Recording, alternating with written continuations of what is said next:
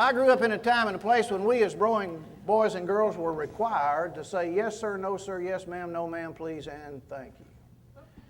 And all of my heroes in the world where I grew up, many of you remember their names, Mr. Reese, Mr. Marvin, Mr. Sam A., Mr. Robert L., and Mr. Curley. And the women that we love, we Southerners don't say Mrs., we say Miss.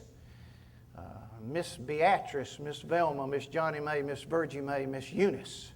And we never called our daddy by his first name. Only happened at my house once. One night we were sitting at the supper table. We don't know what got into my younger brother, Dewey. He was seated 2 seats down from my dad. My little brother, I was there. I saw it. He looked at my dad with a wink and a grin, and this is what he said. "Hey, Frank, pass the beans." Now, I'm going to digress for just a minute to explain to y'all the strength that my father had in his forearms. My dad had incredible forearms. Any of y'all remember the old poppin' John Deere tractors? Out in the Midwest, they called them Johnny Poppers. We had one on our farm. Dad overhauled that thing at least twice in my lifetime. I've seen the pistons in that thing. A neighbor remembers the day Dad got frustrated with the starter on that old tractor. He took it off and pitched it under a tree, and from that day forward, he started that tractor by hand. As I can see him now, he'd walk around it, open up the pressure relief valves, switch it from tractor fuel to gasoline, then he'd crouch beside it and take that. By the way, it was before the days of OSHA. He had taken the guard off the flywheel, exposing those massive gear teeth. He would take that big flywheel in his hand, he would roll it back until it caught. I was never strong enough to turn that flywheel. But boy, he had the knack. He would take that thing and just flip it. And when he did, that old tractor engine would belch out diesel and start. It was amazing to see him do that. He had incredible forearms. Well, when my brother Dewey said, "Hey, Frank, pass the beans," my brother John sitting between them, leaned back like this. And as he did, Dad reached for Dewey. Daddy had hands as big as a country ham. He let his hand hover over his head for just a second. Then he formed a pair of vice grip pliers out of his thumb and his forefinger, gathered up all the hair he could grab on Dewey's head, and straight armed him out of his seat. Just whoop! And then he shook him about 3 times. Not a word was exchanged, but where I grew up, that was called communication. Message delivered, message received. Nothing lost in the communication. Did it work? Absolutely. I have living proof it worked. About 2 weeks later, we're sitting at the supper table, and a little neighborhood boy was over spending the night. That was a big deal. Stranger at the table. Introductions were going on. This little boy looked at my brother Dewey and said, "What's your daddy's name?"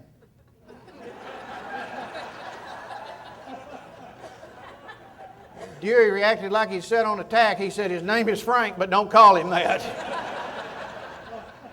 He barely made it through high school. We sent him off to the University of Tennessee where he made 6 F's.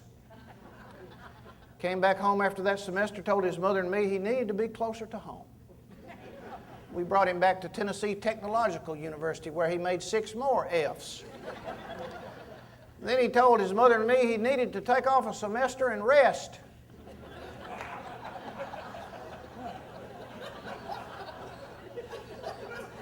That would be funny if it weren't true. He took off a semester and rested. Then he entered Volunteer State Community College, took 12 hours, dropped half of them. After 2 years and thousands of dollars, we had 2 C's.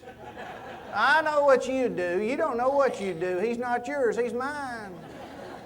Then he enrolled in a local technology center in an LPN, Licensed Practical Nursing Course. And the rest, as they say, is history. He found himself at 22. Great nurse. By the way, he went back to college at age 27. They asked us, would we like to file academic bankruptcy? Hey, I'm here sharing valuable information. Do you know that you can file academic bankruptcy now? It works for Generation Y and millennials because you know they go to school too early, they can't figure it out, they come back 5, 6 years later, file bankruptcy, and start again. I tell you that, ladies and gentlemen, to give you hope. One of the greatest lessons I've learned in my life from my 3 sons, and this is the lesson. Our children need our love and acceptance the most when they deserve it the least. It's easy to love a good kid. It's easy to love a good kid.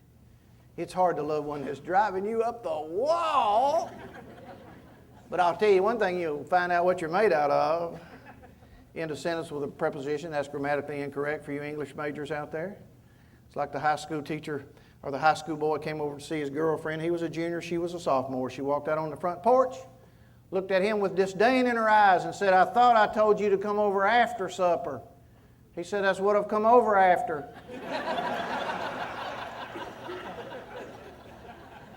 I was visiting with heard a gentleman not too long ago tell this story, and a good old boy from up in Kentucky. He said, he's a real country boy. He said, my wife and I don't have any children. He said, but my brother's got a little girl. Said, she's just like our own. Said, we love her just like she was ours. He said, the other day I was out on the farm in my daddy's old pickup truck. Said, it's an old pickup truck, old Chevrolet. Said, I was riding along there with her, and she's sitting over on the other side of the seat. And so we looked up a country road there on the farm, and here comes my dad in his big Dodge Ram pickup truck. Said he just kind of pulls up beside us, window to window, and hit the button, rolled his window down, and my little niece got to looking for that button to push on the door. And said she got to looking all around, and I could tell she was getting a little frustrated, and I just reached over there in front of her and took that handle and rolled it down. Said she straightened up and said, "What will they think of next?"